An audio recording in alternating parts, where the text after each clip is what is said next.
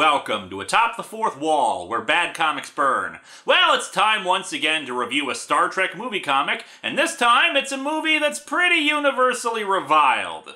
Although, I've got to admit, this movie is a bit of a guilty pleasure for me. It's a train wreck to be sure, but one that I kind of enjoy in a bad movie kind of way. It aspires to greatness, but is full of plot holes, characterization issues, bad jokes, and weak villains. You know that Mystery Science Theater 3000 clip I'll play from The She-Creature? Space is warped and time is bendable. Yeah, that's the one. Star Trek V is a movie so bad that Euclidean geometry collapses so that someone can not only go past the number of floors on the ship, but pass the same floor twice while going up. Star Trek the Motion Picture was incredibly boring, but it's got its defenders as a slow, cerebral story. Star Trek V, though? The only cerebral thing you get out of this movie is the headache that results from some of the bad comedy and dollar store psychology. It is the movie that almost killed the Star Trek film franchise. Mind you, plenty of the problems with the film were a result of the production getting screwed over again and again by bad luck. But in the end, some people are capable of making a great film even with a bad production. William Shatner is not one of those men. The earliest draft of the film, by Shatner himself, would have had Kirk literally fighting Satan and trying to rescue his crewmates from being taken to hell. Gotta admit though, after one more day, the idea of Captain Kirk fighting Satan? Nice. I won't go into the film's troubled production much in this review, since it's actually pretty well documented, except to say that the effects in the finished movie were, yeah, not very good, to put it kindly.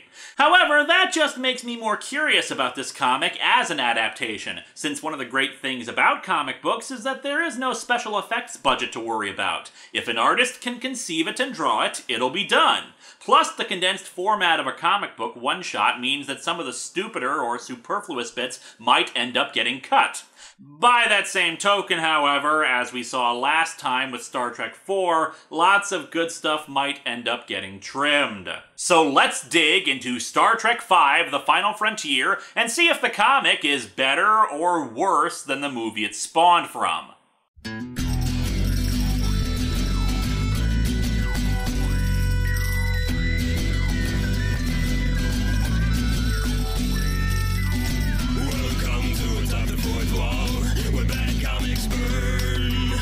Linkara's gonna teach you all a lesson you won't learn.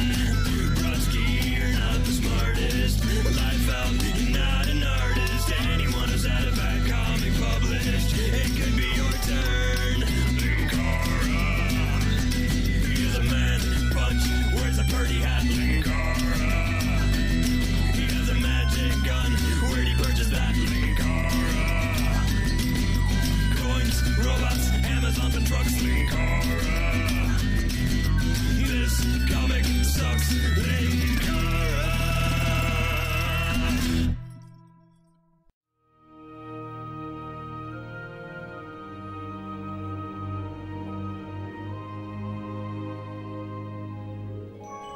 The cover is bleh. It's a nice rendition of the Enterprise and Kirk, Spock, and McCoy, but as a cover that's meant to evoke the epic nature of the story, or even as a movie poster or the like, it's just dull. 3 heads and the Enterprise. Oh, but at least we have that film strip logo coming across the top and informing us that this is a DC movie special, as opposed to those movie comics that are not special. We open on the planet Nimbus 3, the planet of galactic peace, where some guy in a robe has found a bald guy in the middle of the desert and is touching his forehead. Does this bug you? I'm not touching you. Each man hides a secret pain. Yeah, no they don't. I know I don't, at least. Unless you count the time I tried to eat the spicy chicken nuggets at Wendy's instead of the regular ones. These things are nasty. Stick to the regular nuggets, my friends. Where did you get this power? The power was within you. In other words, the power is yours. Join my quest. I seek what you seek. Rogaine. What all men have sought since time began. Affordable car insurance. The ultimate knowledge. But to find it, we'll need a starship. Now, you might be wondering how the hell I got to a different planet without a spaceship, but don't worry, I move by the power of plot convenience. We cut to Yosemite National Park and the mountain El Capitan. We finally get a movie comic without a big poster as the title page, instead letting Star Trek V, The Final Frontier, be written along the side of the mountain while Kirk free solos it. The time, Stardate 8454.1. Do you know where your children are?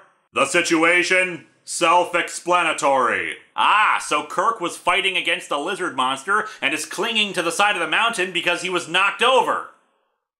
What? You said it was self-explanatory. There are a number of reasons why this could be happening. I regret to inform you, Captain, that the record for free climbing is in no danger of being broken. I'm doing this because I enjoy it, Spock, not for, records. You may be wondering why Kirk just grunted like that. Don't worry, William Shatner can explain that. He wants to envelop that mountain within his body. He wants to make love to the mountain.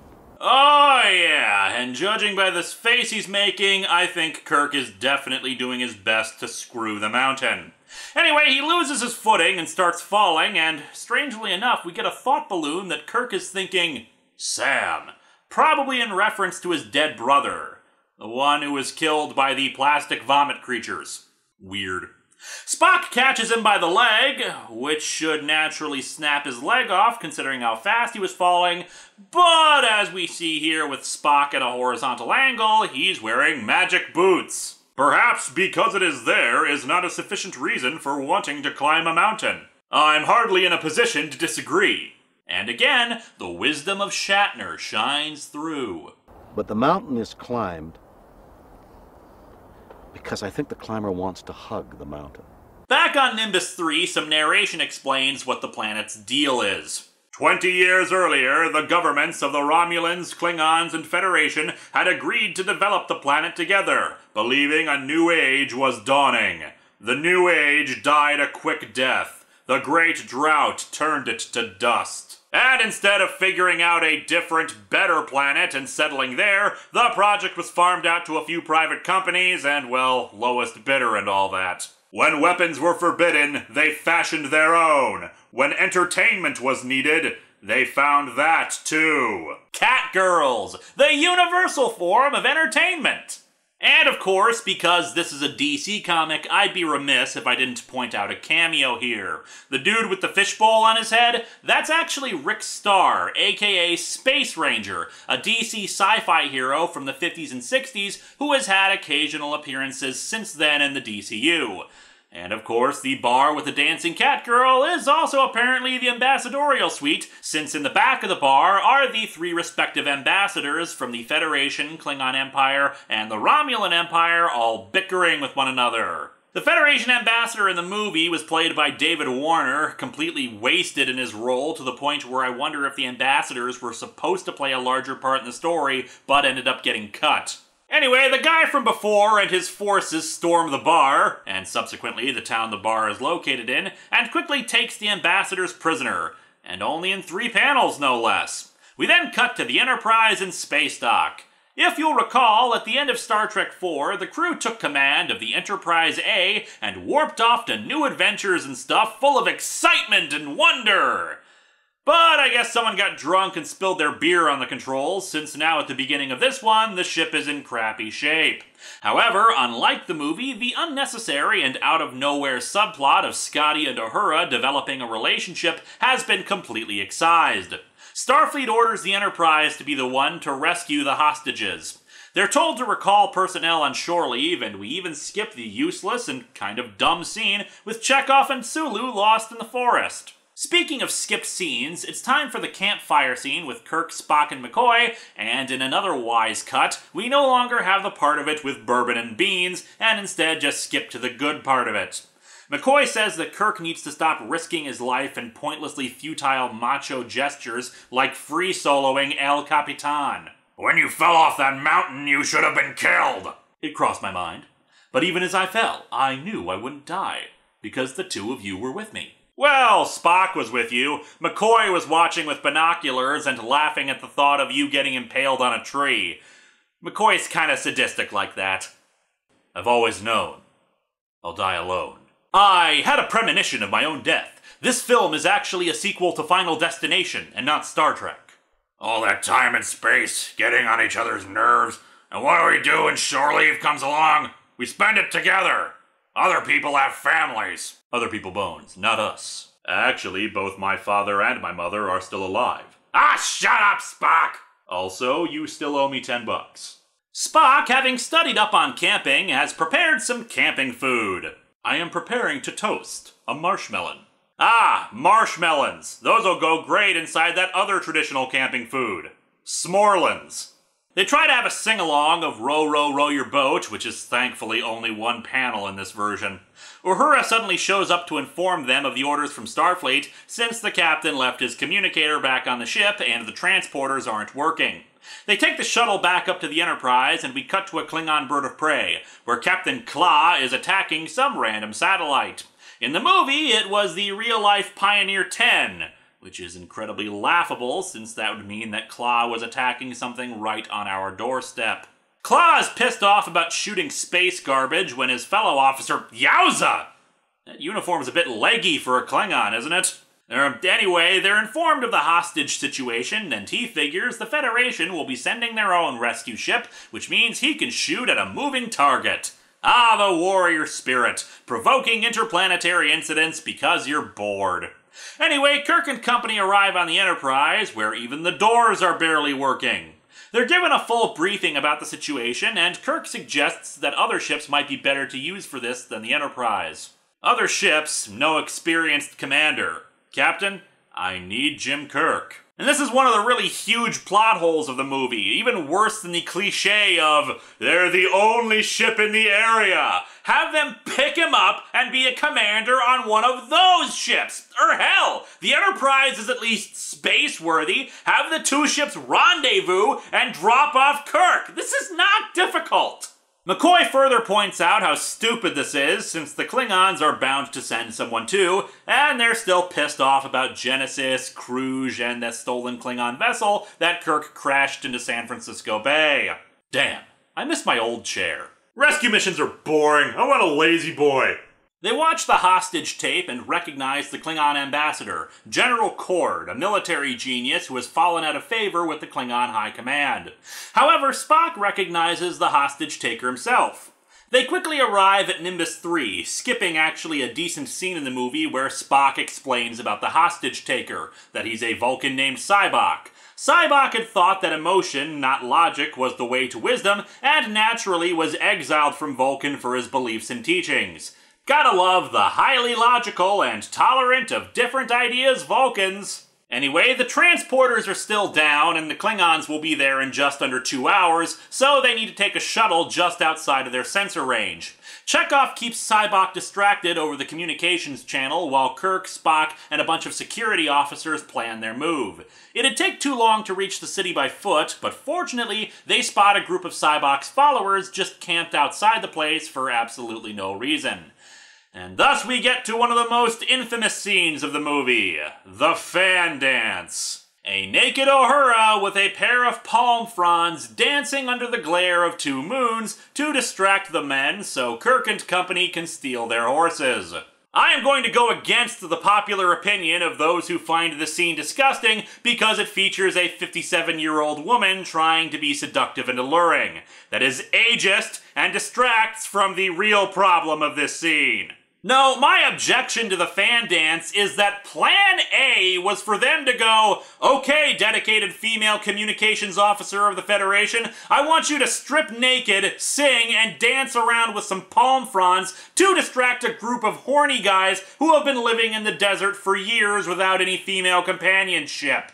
I mean, what the hell would the plan have been if it turned out Sybok's cult was made up of gay guys or their species was all male or something? Would Kirk have insisted that Spock strip down and sing the Ballad of Bilbo Baggins? So anyway, they steal the horses and some shrouds to hide their appearances and get inside the city.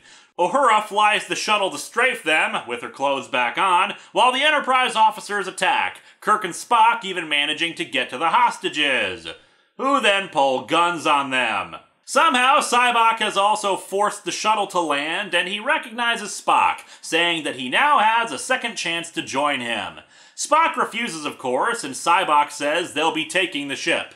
You staged this to get your hands on my ship? Well, not your ship specifically, I mean, my God, you will never get your hands on my ship, whom I love like a woman. What the hell is he doing? My love for the Enterprise is like no other. You will never take it from me. Look, normally I would offer to free you from your pain, but right now I really don't want to see what's going on inside your head. Hello, my friends. We'll be right back after these commercials with a commercial. If you donate to the Youngbloods Disease Foundation, you can receive this nifty t-shirt. But if this style is not to your liking, there are a number of other styles available, including Poyo Lives.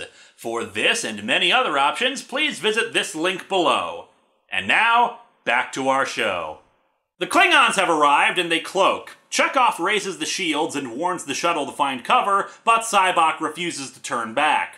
Kirk hails the ship and tells them to get ready to let them pilot the shuttle in manually, since it's their only chance of getting onto the ship without the Klingons attacking. They get on board, with the shuttle crashing and burning hard in the shuttle bay, the Enterprise warping away before the Klingons can hit them. After the crash, Kirk and Sybok are struggling and Spock gets a hold of a gun.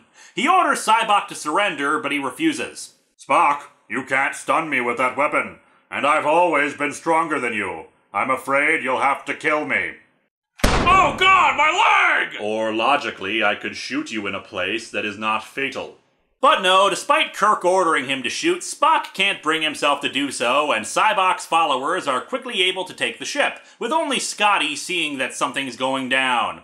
In the brig, Kirk is naturally pissed off about not killing Sybok, and Spock explains that Sybok is, in fact, his half-brother! Sybok's mother was a Vulcan princess because, being a society dedicated to logic, they still have arranged marriages and a monarchy, apparently. Sybok and Spock were raised together after said princess died, and naturally, this has never been brought up before, ever. It's here where we get Sybok's backstory, but I still say it would have made more sense to do it after Spock recognized him from before, even if he omitted the part about being his brother. Up on the bridge, Sulu and Uhura have gotten the whole psycho pain removal thing from Sybok and are now his willing servants. I guess Chekhov never bothered to send any security personnel down to check up on things. Sybok makes a ship-wide announcement. Consider the questions of existence. Who am I? Why am I here? Does God exist? Why do they spend so much of the intervening time wearing digital watches? He explains that he intends to take the ship to the center of the galaxy, where a planet called Shakari is located, supposedly the source of God and heaven and crap. We'll ignore all the religions that pretty clearly define those things, or lack a god or a heaven state, because shut up, this is deep and stuff. Shakari, by the way, was named so as a joke because of the original guy they wanted to play Sybok in the movie. Sean Connery. It's not surprising that he turned it down, though. He had something else more important going on. I turned down Harry friggin' Potter for this. Scotty breaks out our heroes from the brig and points them in the direction of an emergency communications device that they can use to call Starfleet. Although I'm not exactly sure what they hope to accomplish. As we've seen, Starfleet only has 2 starships in operation at any given time. They need to take a disused turbolift shaft to reach it, and we have that embarrassing moment where Scotty accidentally conks himself on the noggin thanks to a bulkhead. They climb up the shaft, although Spock has apparently gotten ahead of them and got his magic boots to lift them up faster. And thus we cut out that terrible bit of editing that implied the ship was ungodly huge and had decks that repeated themselves. Amazing what happens when an editor is actually doing their job. The 3 reach the communications unit and call for help, but the Klingons intercept the transmission and now know where they're headed. Anyway, Sybok arrives and tells his forces to wait outside while he talks to the 3. Kirk doesn't want them flying to the center of the galaxy, and we'll ignore the problems there from a physics perspective, because apparently no ship has ever been able to get beyond the Great Barrier that lies within it. though the dialogue implies no ship has ever tried, even though they fly into it later on without any problem. And before you bring up the creature they do find there, if he had no problem doing this now, why the hell was there ever an issue before, and why did it seem surprised that they had reached it? I guess this is probably supposed to be a message of, don't let superstition stand in the way of exploration, but since they're not clear about it, we're not sure what the deal is with this barrier. Sybok does his get over your pain trick on McCoy and Spock to get them to join his side. Spock explains in the comic version that this is actually an ancient Vulcan ritual that's forbidden in modern times. I'll spare you the details except for one bit. Spock's was supposed to be just his dual nature of being half human and half Vulcan, and the disappointment from his father that arose from that. But here Spock says he got over that a long time ago, and an added pain is that he wanted to go with Sybok when he was exiled. Because, well, it's a DC comic, and we couldn't have a DC comic without a retcon, can we? And if you're upset about me once again making fun of the DC reboot and retcons and all that, then don't worry, I'll use my psychic powers to help you find this pain and release it! What's that? Pains are not just easily gotten over like that, and this is a load of crap and it's not working? Imagine that. He tries it on Kirk, but of course the story was written partially by Shatner, so that his character is always right, always heroic, and of course is the one to point out that this whole thing is nonsense. You can't just take your pain away with the wave of a magic wand, and it's a part of who you are. However, the story was supposed to be about Kirk standing alone, betrayed by everyone, even his closest friends. DeForest Kelley and Leonard Nimoy flat out refused to do that, since it's so completely against their characters. Spock in particular after, Star Trek 2 and 3. What, don't you remember this? I have been, and always shall be, your friend. But that wasn't in Shatner's mind when he wrote this. No. Spock is only loyal to his brother. Bros before COs, am I right? But yeah, Spock and McCoy refuse to join up and are just left in the room before the ship travels through the Great Barrier. Because I guess trying to escape and regain the ship from engineering or auxiliary control would have been just friggin' impossible. And thus they arrive at Shakari without any problems, and Sybok relinquishes the ship back to Kirk. However, since they are explorers and all, and legend says this is heaven, well, might as well take a peek. And of course, Sybok comes along. They take a shuttle down, and, in another change from the movie, heaven looks a hell of a lot better in the comic than it did there. In the movie, if you waited long enough, you'd probably see Jerry being filmed just over the ridge, whereas in the comic, it actually looks like a lush alien paradise. Giant rocks spring up around the four, and a column of light appears, displaying many faces before settling on Saruman here. The great wizard Shazam asks how they breached the barrier. With a starship!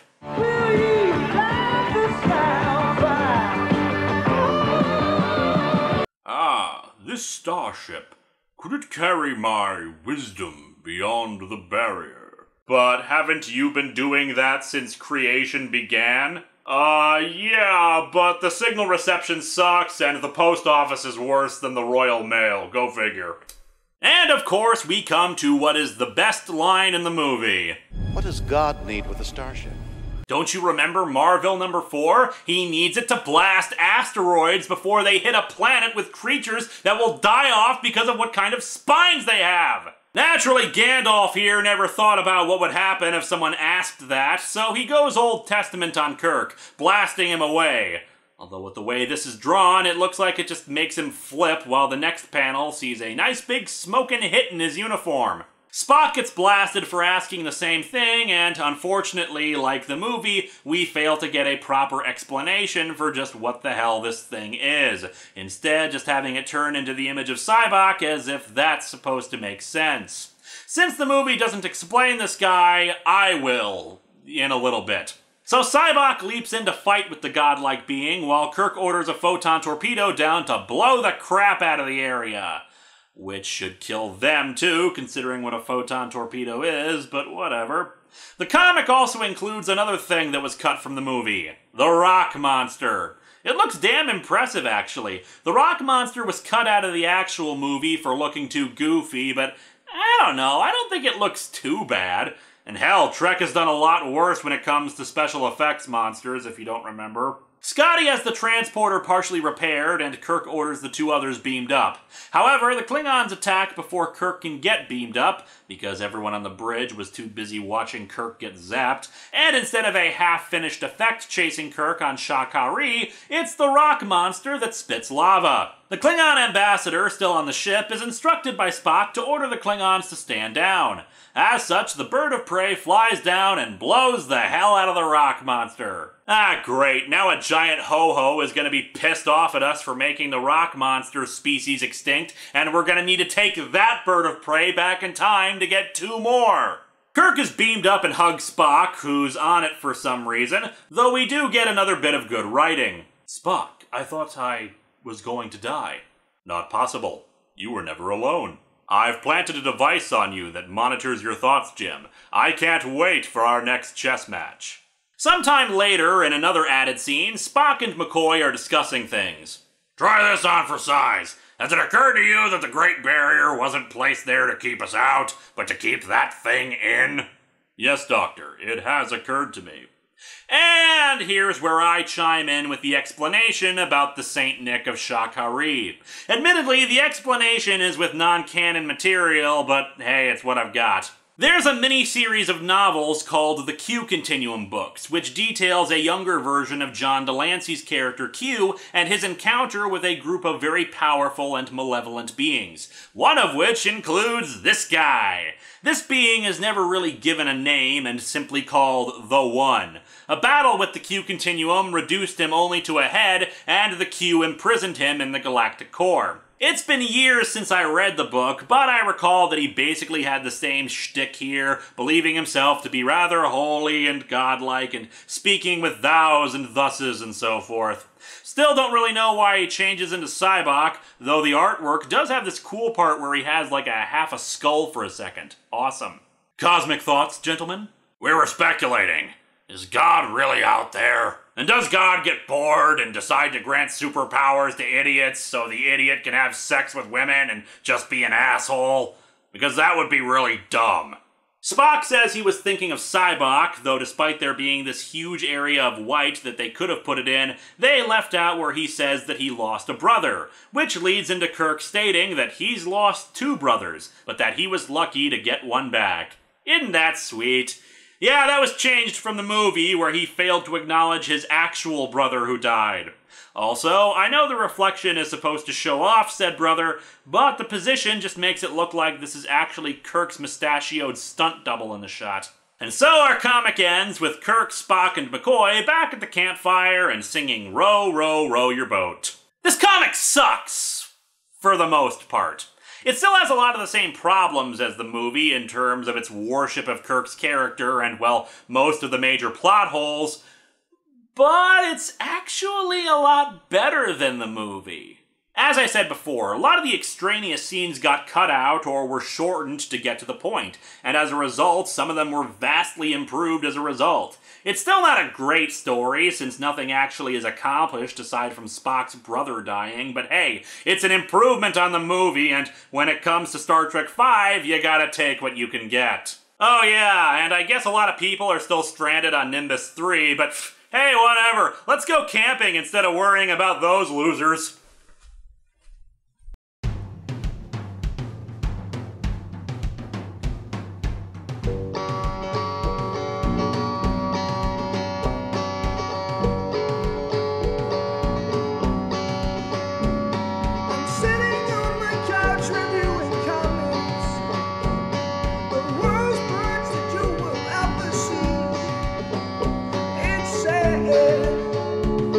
That comic books are